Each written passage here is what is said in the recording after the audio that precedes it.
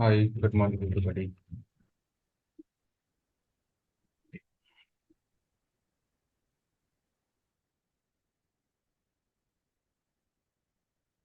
First, we'll start with our yesterday's class continuation. We have skipped one slide yesterday, so we'll see that slide then. We'll get into the new topic.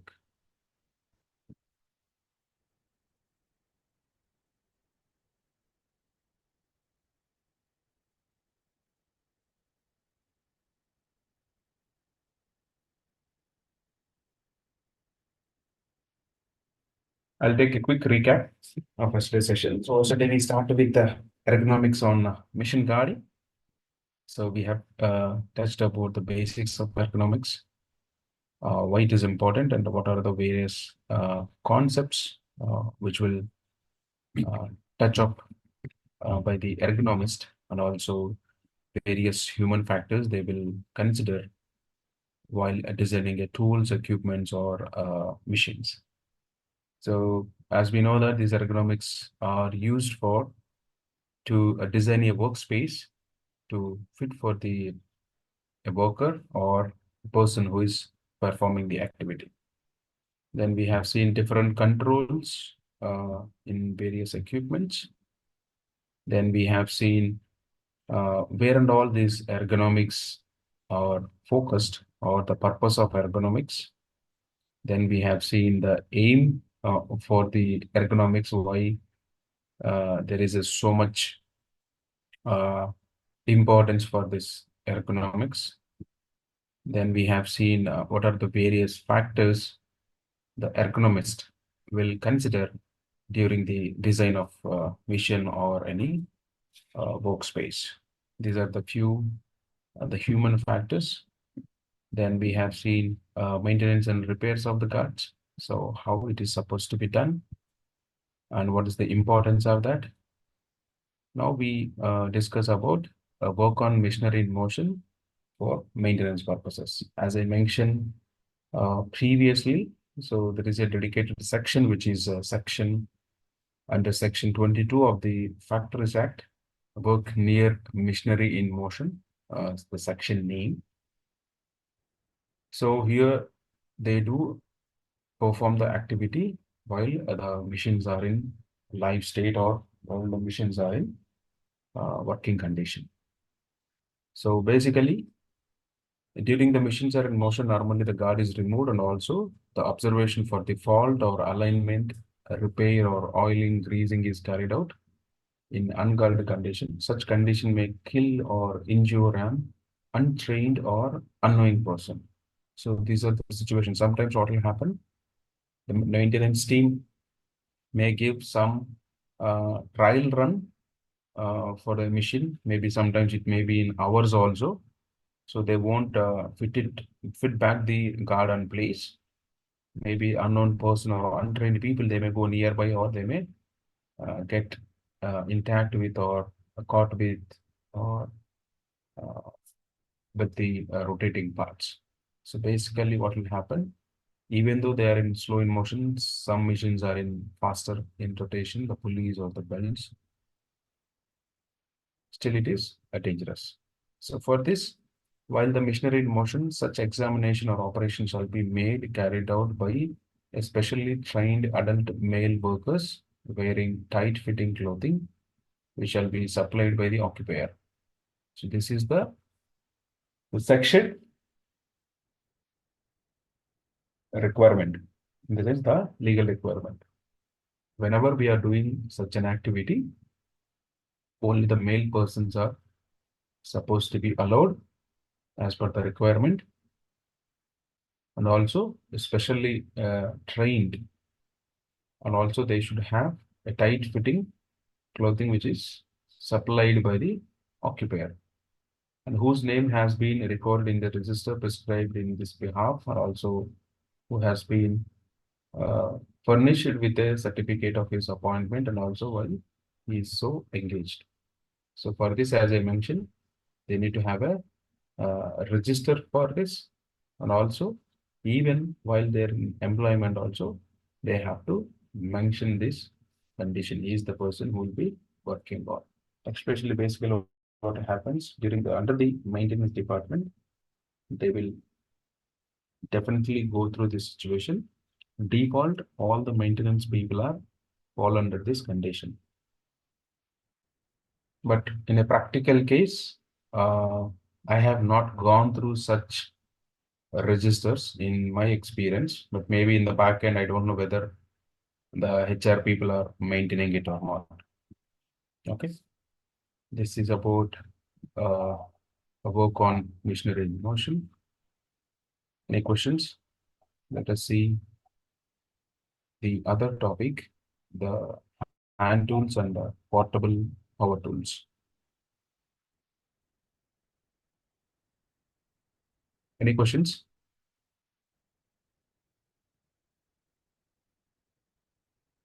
Okay. So what is mean by hand tools and portable power tools? Any examples? Anybody can? Drilling machine. Okay. Is it a hand tool or portable power tool? A portable power tool. Okay. If I say hand tool, Some hammering type of machines. no, again, if you say machine, it is going to power. Okay. So Of hand power. tools are the basic ones, Like जो भी हम cutting के लिए, wrench हाँ, वगैरह nuts wrench हो निकालने के गया, रेंच हो गया, स्क्रू ड्राइवर हो गया, हैमर हो गया, फाइल हो गया. All these things are hand tools, which are operated by the human energy. So if I say portable power tools, those are handy in nature, in the sense we can carry here and there. For example, our mobile, that is a portable. If I say monitors, previously we are getting laptops now, those are also portable. Previously, we used to get the big monitors, which is like a TV, old age TVs. So those are not portable. So same way, the tools which are easy to carry one place to other place, which can accommodate, we can carry by hand, which is and also which are operated by power, electricity. Sometimes we use pneumatic air also for the few tools. Those are portable power tools. And apart from that, whatever we are using the conventional method by the human energy, all this sort of screwdriver, cutting plier, hammer, different types of wrenches, different types of cutting tools. All those are fall under hand tools. Okay, this topic also important. There is a frequent asking question in either in short answer section or long answer section.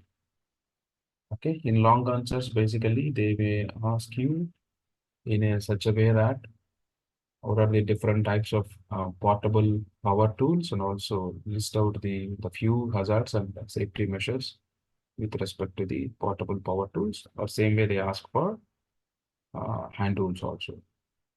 And if you ask me about our previous topic, which is about ergonomics, there they ask what is mean by ergonomics and usage. And we are going to have another topic on ergonomics itself. From the topic, you will get uh, more questions, like they may ask use of ergonomics and also the purpose of ergonomics, which and all areas the ergonomics can be considered or used, even the purpose or the aim of ergonomics. These kind of questions they may ask in multiple papers or multiple, previous years. Okay. Yes.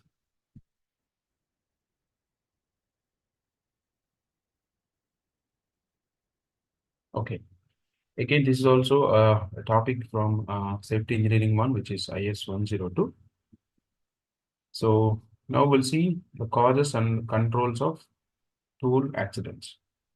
Definitely, we would have seen or we would have experienced the injuries with these hand tools.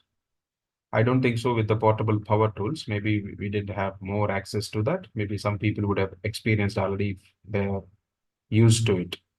But portable tools, hand tools, definitely we would have experienced it maybe in our childhood by using a small piece of rock also. We would have done some fixation or we have done some activities or maybe with a screwdriver or with a hammer.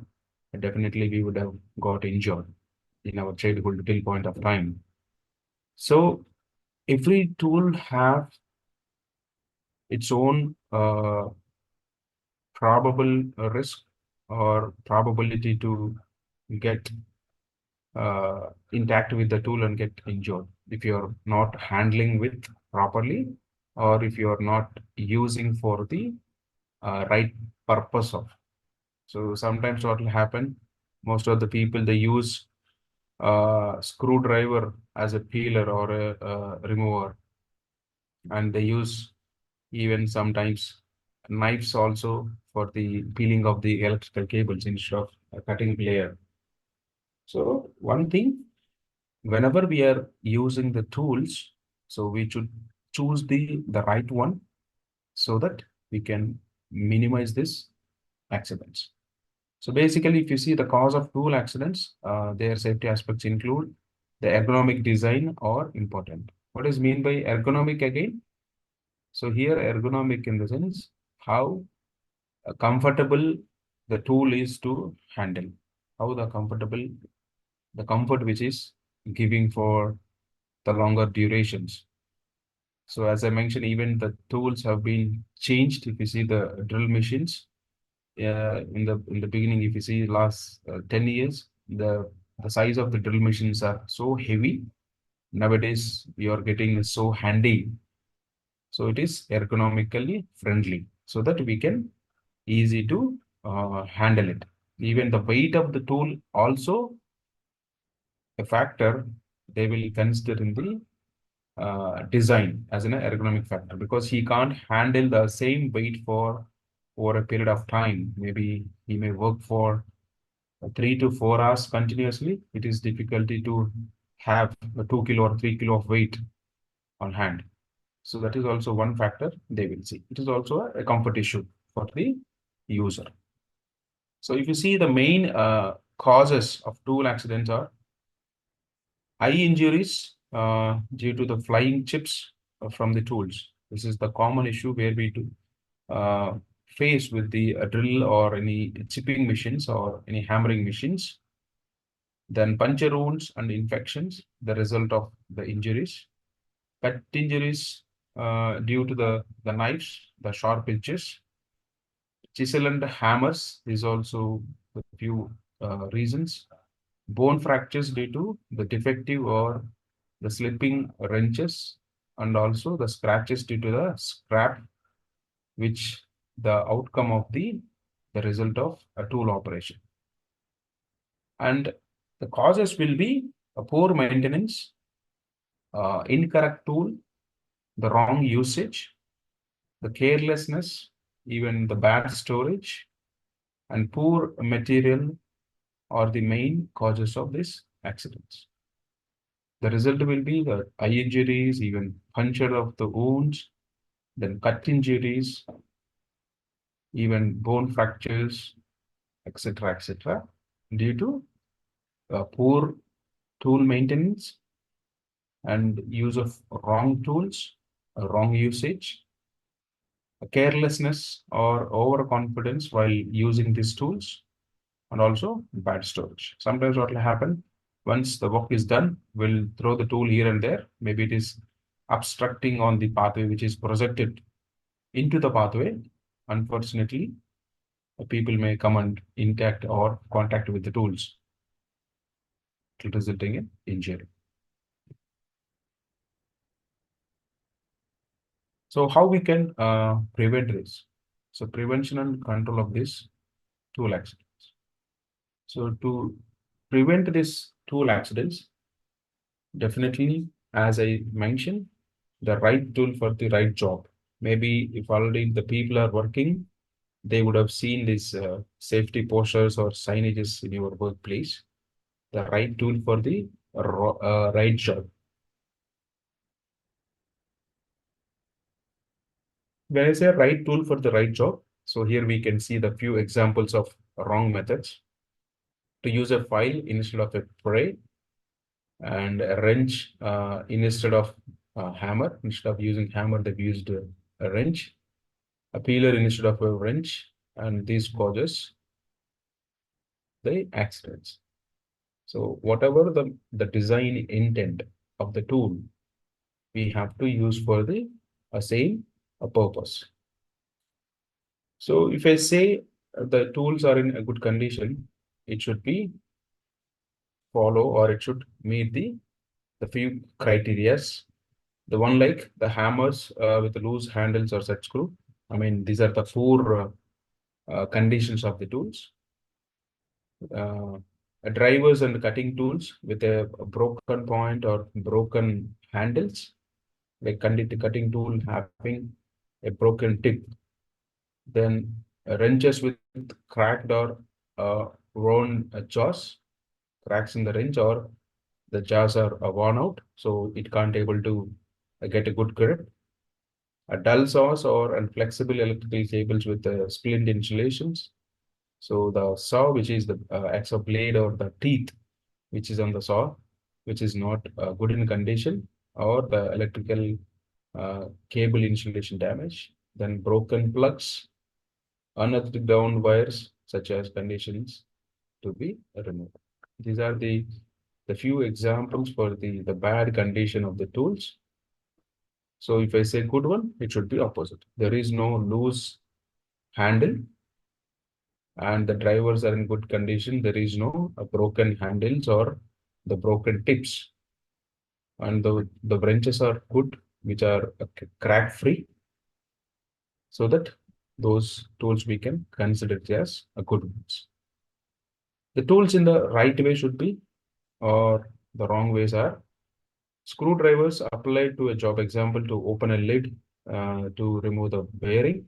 It's also wrong usage. And knives pulled towards the body, and also failure to ground the electrical equipment. So definitely we would have used the knives in our day-to-day life also. It should not be pulled towards ourselves.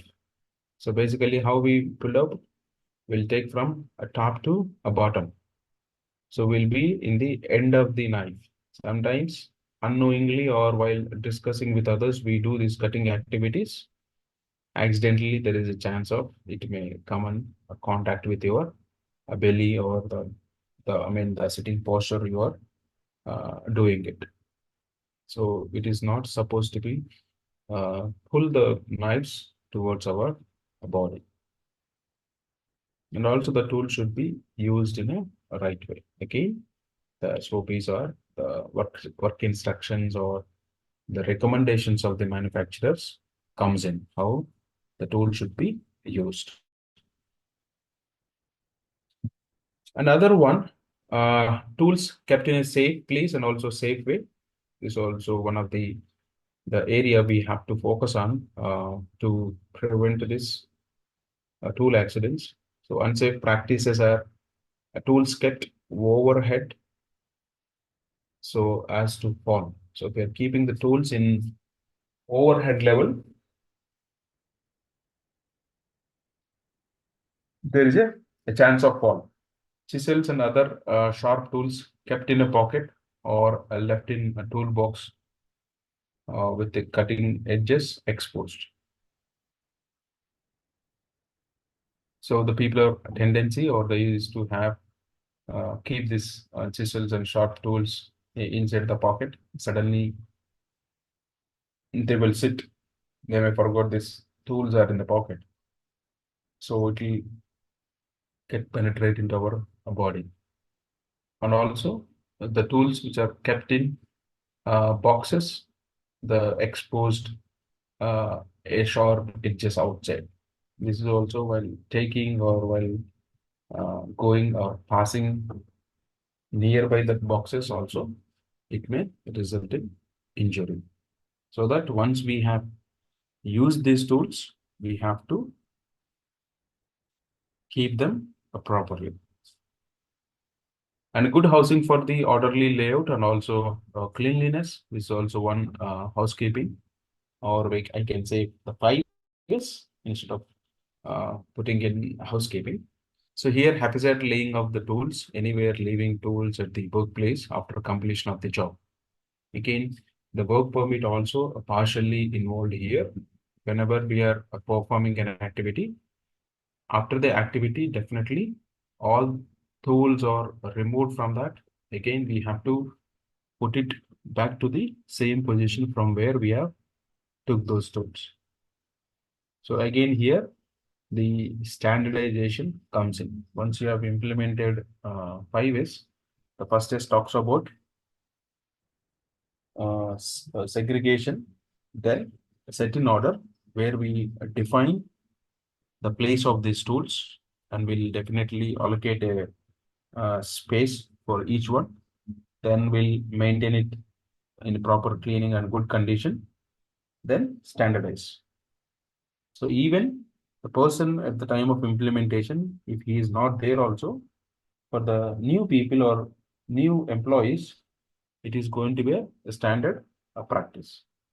Once we found that, yes, the system is working well, then we'll standardize that practice.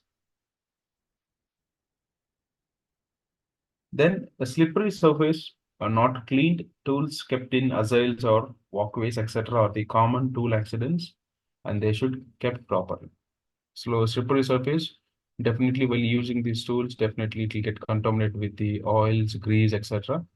So it should be, the condition should be immediately removed by wiping off. And also tools kept in the aisles and the walkways. So it is going to be create the a trip hazard. So by keeping in orderly, we can avoid these accidents.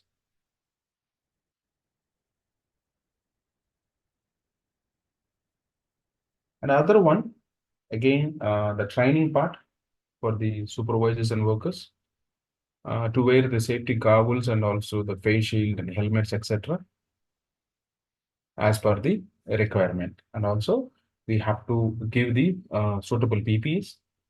Then selection of right tools for the each job and their right use, and to turn the tools after usage. Even I have seen a few SOPs, they will clearly mention in the maintenance SOPs what type of tools which is required for specific activity. For each and every minor activity, there will not be an SOP, but few maintenance activities, definitely the maintenance team will create an SOP. There we can suggest type of tool which is suitable for that activity. To guard and inspect, repair, and maintain tools in a safe condition, to use proper storage facilities in the tool room and also tool room and workplace. It is not tool room, it is a tool room. Then to put the tools in such a way that they can be readily available. So again, the 5S comes in, so we can avoid any search time in case of any emergency situation comes in. If you're not able to find out the tool which is required to correct that situation, again, it is useless. So keeping tools in readily available condition also make a big change or bring a big change. To scrap and replace the tools when the worn, in the sense once in case of any damage. So here also I have seen they will put the red paint on the tools once it is got a damage or breakage or a rejection. So whichever the tool which is having red paint on them, those all tools are rejected tools. Check out the tools and also the crypts and to store in a safe condition when not in use. This is called preservation. Even in our homes also, we used to preserve these the agricultural tools by applying oil, I mean all the metal tools, and we'll wrap into the a cotton piece over that to avoid the rusting after the completion of our agriculture activities. Now we'll talk about the ergonomic design of these hand tools. So basically, they will consider all these factors while designing of these hand tools. Number one, effectively perform the intended function. That is the one. So if a hand tool is made for a specific activity, it should effectively perform that activity. It should not fail to perform that. Then be properly proportioned to the dimensions of the user. In the sense, the handlebar, it should be properly designed in such a way that everybody can happily use the tool. Then be appropriate to the strength and also endurance for the user. It will give a good comfort for the longer durations and minimizes the user fatigue, and it should be comfortable to him. Then provide sensory feedbacks. Okay, these are the various uh, factors they will consider while designing of the tools. Now we'll see different types and the safe use of hand tools. If you see the different types, we have metal cutting tools and also wood cutting tools, material handling tools, and hand feed tools, corrosion tools, shock tools, non-sparking, and tools which we use in hazardous area. So regarding the non-sparking tools, we'll cover uh, more in detail in IS 108 and miscellaneous cutting tools. These are the different types of, a few types of tools will use. So the first ones are metal cutting tools, where these are chisels or stamping and also marking tools. I think somewhere I have the picture. These are the different types of tools.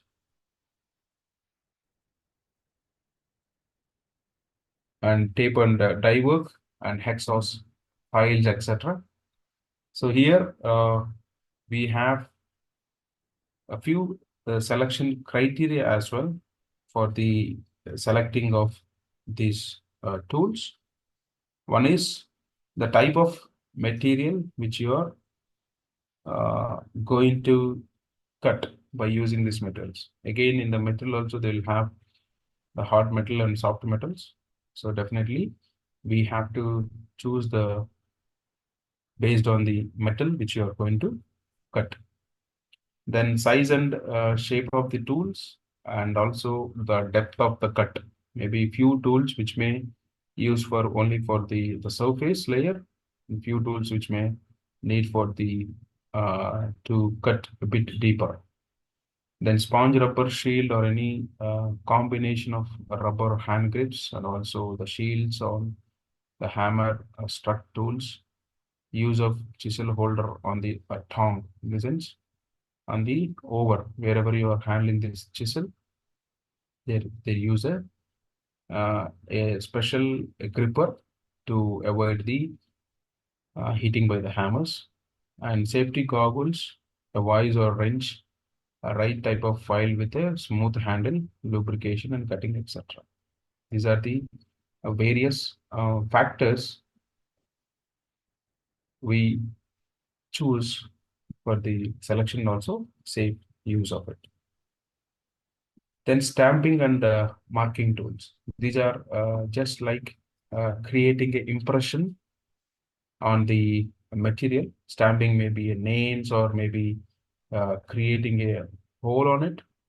So it should be held by the tool holder to keep the fingers away from the tool being struck. Again, hacksaws. So hacksaws are very familiar, where we use for uh, cutting of even metals and also wooden pieces or any other type of materials. So while using hacksaw blades, it should be properly tightened in the frame to prevent buckling and also breaking.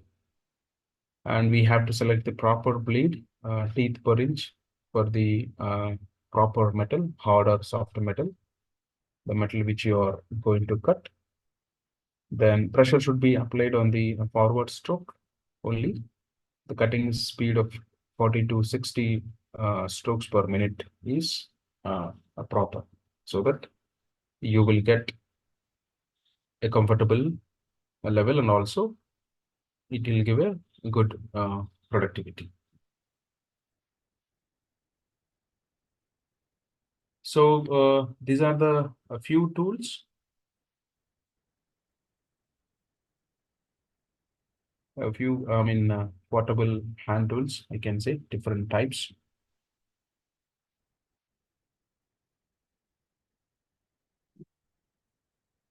Then other factors, the selection of a right file for the job can prevent the injuries and increase production of file life also. File in the sense we use the surface finish, or we use the files for smoothing the sharp edges.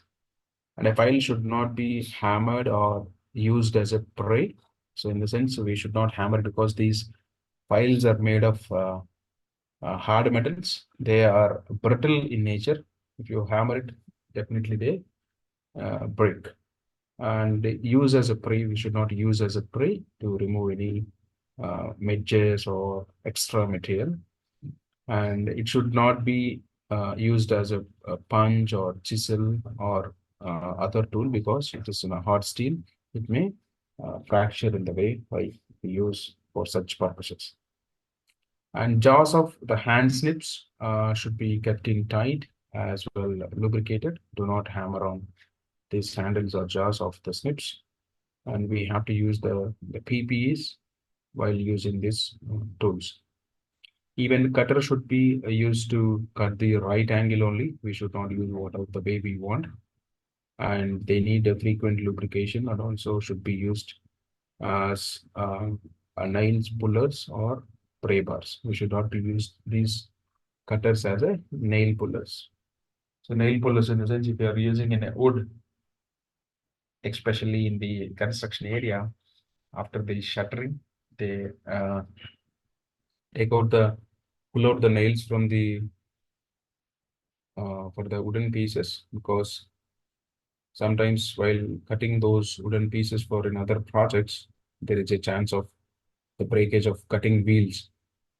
So once you have used all the wooden pieces, it is good practice to have to remove all the nails from those wooden pieces. Then other cutting tools are wood cutting tools. Here also the few factors safe of use. Again, a proper method of holding and using the tools. Again, wooden cutting tools, we have even fixed tools and also portable tools. And then sprinkler free handles and nail detection, and also snake or metal guards on the axe blade, use of safety goggles, sharp and proper cutting angle, and we should not drop the tools. So it get the blade bend or a teeth damage, it will result in accidents. And again, while cutting the wood should be free of nails to avoid damage to the cutting edges. And a wood chisel should not be used as a prey or any wedge, otherwise the hard steel may break. Even proper saw should be selected, in the sense the blade should be selected for the right use for cross cut or any crimping. And when not in use, the saw should be wiped off with a oily rag and kept in the racks, or hang by the handlers. And the nail should be cut by the metal cutting saws. The axe and the hatches are designed to cut the trim or prune the trees of softwood. Their cutting edges should not be strike against the metals.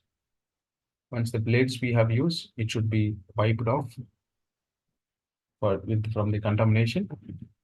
Then we have to apply a layer of oil to avoid the rusting of the blade. Again, if you see any axe, which we use for cutting of the trees, so those are made for the uh, use of a soft wood. So if you are touching this with any hard surface or any stones or any metal, it will lose that temper, in the sense it may get damage the sharp tip. The narrow blade axis is used for the hardwood, and also wide axe for the softwood. And also safety shoes and goggles, thick pants should be used while using the axe. And also should be used by the trained workers only. And also safety shoes and also shin guards, safety goggles are necessary. When not in use, it should be set aside in a place where it's cutting edge covered by left stuck in the timber. So when it is not in use, it has to be it has to be in the timber itself, or else a same practice we use for like uh, the sauce. We can take it out from the wooden from the handle. We can apply a piece of amount of oil, wrap it with the cotton pad, and we can get it in proper location. Then metal handling tools. So these metal handling tools, we use the crowbars and jacks, hooks and shovels and the rakes. And again, the factors usually be the proper size and type of the tool and its handle. Again, solid footing and also lubricating of the jacks, shielding of the point of the hooks, and trimmed edges and also polished handles of the shovels. We see here, these are the various tools which we use. Okay. So if you crowbar, so it will have a point to grip an object to be moved, and also heel to act as a pivot or a flucum. Sometimes a wooden block may be placed under the heel to prevent the crowbar from the slipping or any injury hands. Again, we use the hooks for the handling of the various materials, for even handling of the bags or any wooden or cardboard materials. So it should not be sharp, and also they should not slip when applied. The handle should be strong and also properly shaped and also attached. The shovel should be used by proper leg positions, so not to lose the balance. And also edges should be trimmed and also handled without any sprinklers, so that we can effectively handle these hooks. Then these are the few tools again used for various purposes. Then non-sparking tools. So as I mentioned, basically we use these tools for especially hazardous area, as we discussed previously, zone 0, zone 1, and zone 2.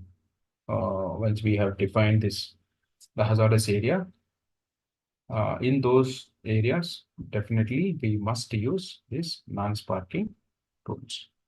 Okay. Here we have less than a minute. I am stopping here after the break.